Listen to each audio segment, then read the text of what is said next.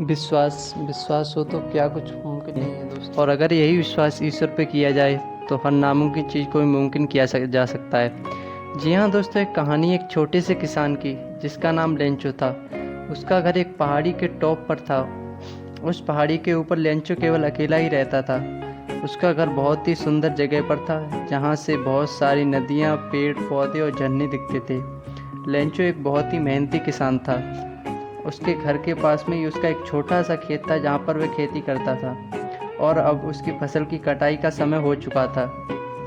Lencho को उम्मीद थी कि काश इस बार अच्छी बारिश हो जाए जिससे उसकी फसल और बढ़िया हो जाएगी। और वो भगवान की तरफ देखते हुए कहता है कि लगता है अब अच्छी बारिश होने वाली है। लेंचो मन में विचार करने लगता है कि अगर भगवान ने चाहा तो इसकी बार उसकी फसल बहुत बढ़िया होगी।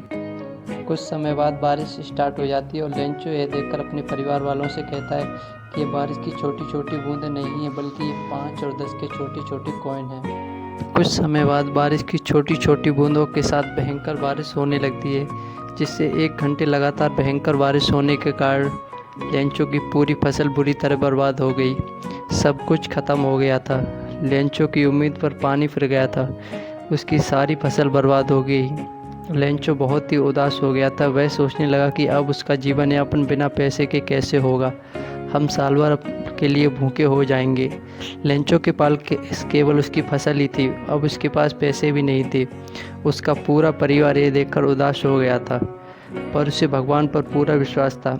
उसे भरोसा था कि भगवान उसकी मदद ज़रूर करेंगे। लेंचो भगवान से मदद मांगने के लिए एक खत लिखता है और वो कॉपी और पेन लेकर कुर्सी पर बैठ जाता है और भगवान को खत लिखने लगता है। भगवान, बारिश के कारण मेरी पूरी फसल बुरी तरह बर्बाद हो गई। अब मेरे पास जीवन यापन के लिए कोई और दूसरा साधन नहीं है।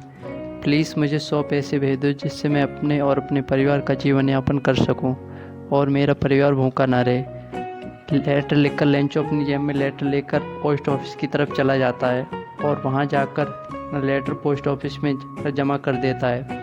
जब पोस्टमैन उस लेटर को खोलकर देखता है, उसमें एड्रेस की जगह भगवान का नाम लिखा हुआ था।